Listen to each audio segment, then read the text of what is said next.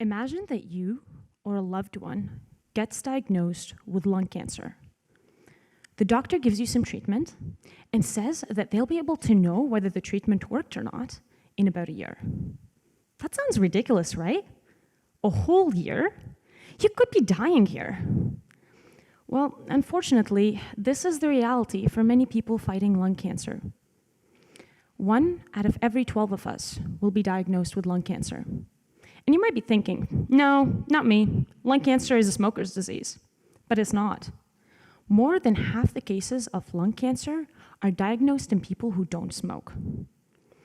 At the first stage of lung cancer, the cancer is a small lump in the lung, like the one you see in red in the first image on the slide. At this stage, the standard treatment is surgery. But as you can imagine, many people don't qualify for it.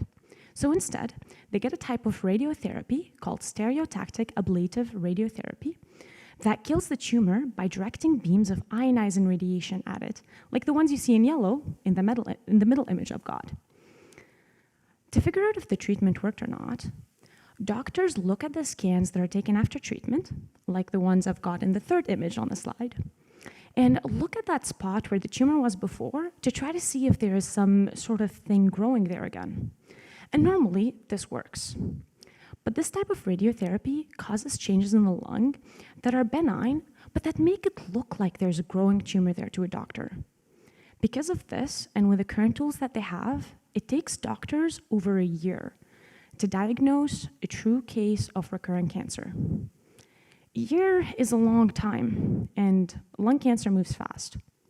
So, for our research, we're developing a new tool for the doctors. We're basically training a machine learning algorithm on images that we know turned out to be benign or turned out to be cancerous and having it learn the difference. This is not much different from teaching a child how to tell the difference between a duck and a goose.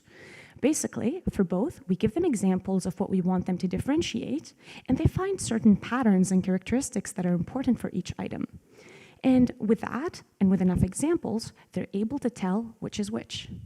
At this point, our algorithm is able to differentiate cases of cancer from benign changes at 6 months after treatment, which is half the time that it takes right now.